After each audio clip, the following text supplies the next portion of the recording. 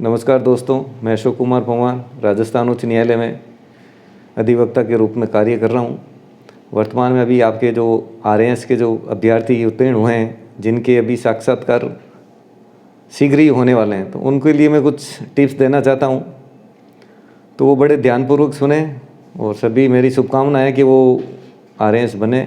और first of all, आप RAS का जो इंटरव्यू देने जा रहे हैं, उसके लिए आप एक डेकोरम होता है, आप अपनी ड्रेस कोड में जाएं, अच्छा कोट पहन के जाएं और फॉर्मल ड्रेस पहन के जाएं।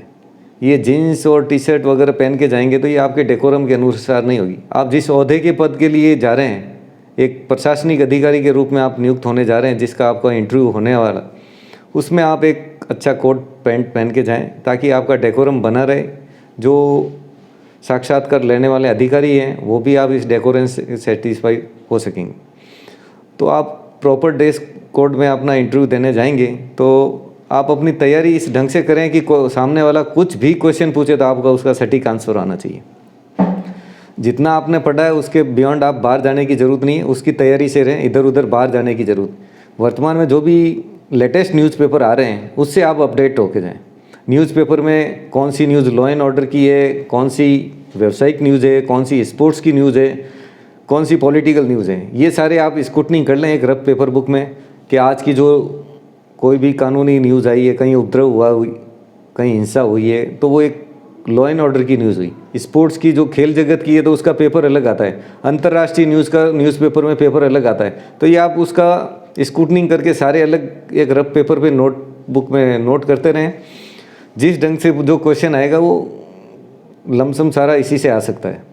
तो आप न्यूज़पेपर से अपडेट होकर जाएं। और जो भी अभी वर्तमान में अच्छे प्रकाशन है, मैं किसी पर्सनली ये नहीं कहूँगा कि उस प्रकाशन की बुक अच्छी है, लेकिन आप जब इतने बड़े अधिकारी के रूप में उसका आपका साक्षात्कार हो रहा है तो आप उसमें सक्षम है कि कौन सा प्रकाशन अच्छा है। तो उस प्रकाशन की जो भी पुस्तक है उससे आप अपडेट होके जाएं ताकि उसको करंट अफेयर्स जो भी क्या हो रहा है देश के अंदर विदेश के अंदर, तो उससे आप अपडेट हो जाएंगे। तो जो भी कोई क्वेश्चन होगा उससे आपको बहुत सहायता मिलेगी। जिस सब्जेक्ट में आपने आरएएस की जो मुख्य परीक्षा उत्तीर्ण की है, उस सब्जेक्ट में आपकी मास्टरी है, उस सब्जेक्ट से भी आप अपडेट होके जाएं ताकि आपके किसी प्रकार की उसमें समस्या उत्पन्न हो। क्योंकि एक सब्जेक्ट आपका उससे क्लियर किया तो एक कुछ क्वेश्चन उससे आपके सब्जेक्ट के भी होंगे। मैंने कई अधिकारियों के साथ काम किया है, कई आरपीएससी के मेंबर हैं, चेयरमैन हैं, सभी से मैंने बात की है। मोटा मोटी सबसे यही लगा है कि जो भी आपके साक्षात्कार होते हैं उसमें सबसे ज़्यादा अहम भूमिका होती है न्यूज़पेपर की।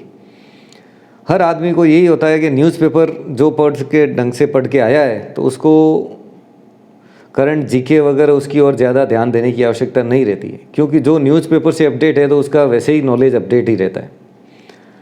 कुछ कोविड को लेके भी आपके क्वेश्चन बन सकते हैं। सबसे पहले तो मैं यही कहूँगा कि आप खुद कोविड के सारी नियमों की पालना करें, मास्क लगाएं, सैनिटाइज़र अपने जेब में रखें और जहाँ भी जाएं, आप साक्षात्कार देने भी जाएं तो पूर्णतः सैनिटाइज़र वगैरह अपने जेब में रखें, मास्क का यूज़ करें। कोविड के लेके भी क्वेश्चन आपका बनेगा कि देश के अंदर पहला लॉकडाउन कब लागू हुआ और कौन सी तारीख को हुआ और कितने दिनों तक चला। तो देश में सबसे पहले लॉकडाउन 24 मार्च को माननीय प्रधानमंत्री महोदय ने घोषणा की थी और जो करीब 67 डेज तक लॉकडाउन चला। इस लॉकडाउन के अंदर भी कुछ बॉर्डर पे भी तनाव हुए।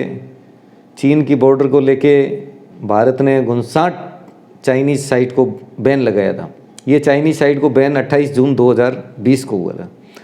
तो वर्तमान के ये सारा जो चीज़ें मेरी जानकारी में भी, ये भी एक न्यूज़पेपर के माध्यम से हुई है, ना कि मैंने कोई पुस्तक की ओर ध्यान दिया है।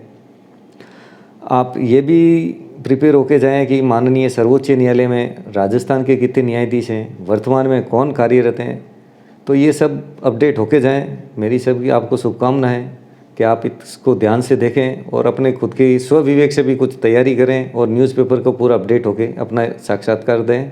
मेरी शुभकामनाओं के साथ धन्यवाद। जय हिंद।